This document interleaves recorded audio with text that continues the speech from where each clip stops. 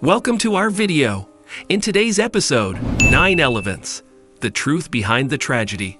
We'll dive into the conspiracy theories that surround this tragic event and reveal the facts. Join us as we separate truth from fiction and uncover what really happened on that fateful day. The birth of conspiracy theories. The internet was already a thriving space for alternative narratives in 2001, and within hours of the attacks on the World Trade Center and the Pentagon, the first 9/11 conspiracy theories began to emerge.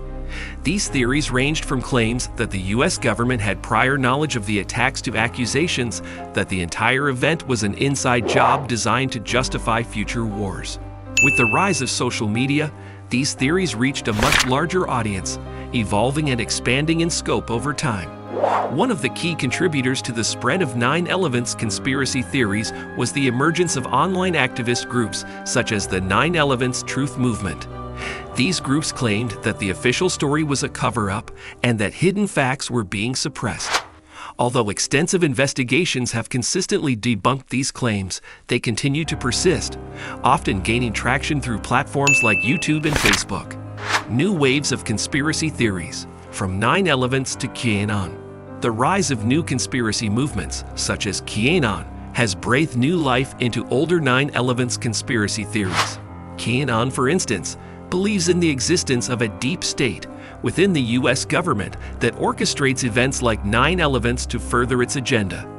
These movements often intertwine with broader conspiracy theories about global elites seeking to establish an authoritarian world government by curtailing civil liberties. This blending of old and new conspiracies has allowed these theories to gain a broader audience, keeping them in circulation more than 2 decades after the attacks. One of the most influential pieces of content promoting 9/11 conspiracy theories is the film series Loose Change. These films have circulated widely online, reinforcing many of the false claims surrounding the attacks, and have been particularly effective in spreading the idea that the US government staged the attacks or allowed them to happen. Jet fuel can't melt steel beams. One of the most famous conspiracy theories revolves around the claim that jet fuel can't melt steel beams, suggesting that the World Trade Center's twin towers were brought down by explosives rather than the impact of the planes. Proponents of this theory argue that the fires caused by the plane crashes could not have generated enough heat to cause the steel beams in the buildings to collapse. However, official investigations, including one conducted by the National Institute of Standards and Technology, have provided clear explanations for the tower's collapse. According to these reports, the planes severely damaged the structural integrity of the towers, dislodging fireproofing and causing fires that reached temperatures as high as 1,000 degrees Celsius, 1,832 degrees Fahrenheit. While it is true that jet fuel alone cannot melt steel, the intense heat caused the steel beams to warp, leading to the eventual collapse of the buildings. The collapse of Building 7. Another conspiracy theory focuses on the collapse of 7 World Trade Center, a 47-story building that fell hours after the Twin Towers. Since World Trade Center 7 was not directly hit by a plane, conspiracy theorists claim that its collapse must have been the result of a controlled demolition. This theory gained traction after a BBC News correspondent mistakenly reported that the building had collapsed while it was still standing, leading some to believe that the media had been complicit in an inside job. However, a 3-year investigation by National Institute of Standards and Technology concluded that World Trade Center 7 collapsed due to uncontrolled fires that had raged for nearly 7 hours, ignited by debris from the nearby North Tower. The fires caused significant structural damage, leading to the building's collapse. World Trade Center 7 was the first steel-framed skyscraper to collapse due to fire, but it was not the last.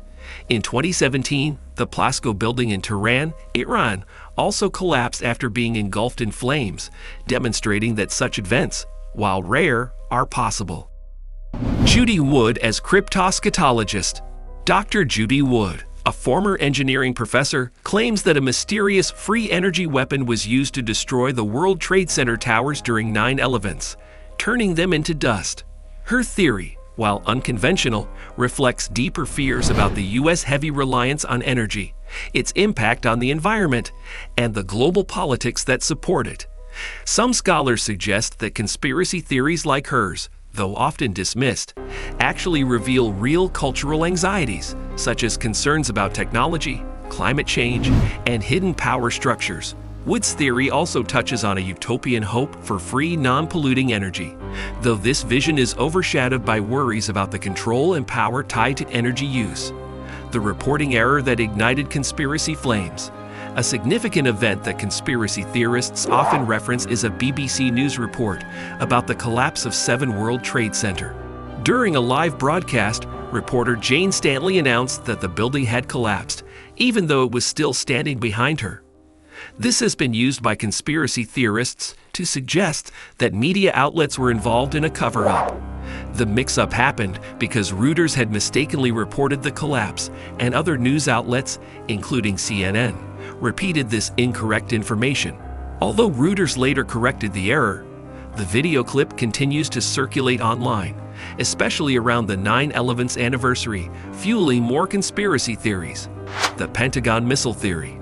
Another popular 9/11 conspiracy theory claims that the Pentagon was not struck by American Airlines Flight 77, but rather by a missile fired by the U.S. government. This theory suggests that the hole left in the Pentagon was too small to have been caused by a Boeing 757. However, experts have debunked this claim, explaining that the size and shape of the hole were consistent with the impact of the plane. One wing of the aircraft hit the ground, and the other was severed on impact with the building, resulting in the hole seen in the aftermath. The crash of United Airlines Flight 93.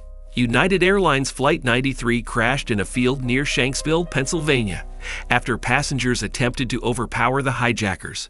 Conspiracy theories surrounding this event suggest that the plane was actually shot down by the U.S. military, and some claim that a white business jet seen flying nearby was involved in the incident.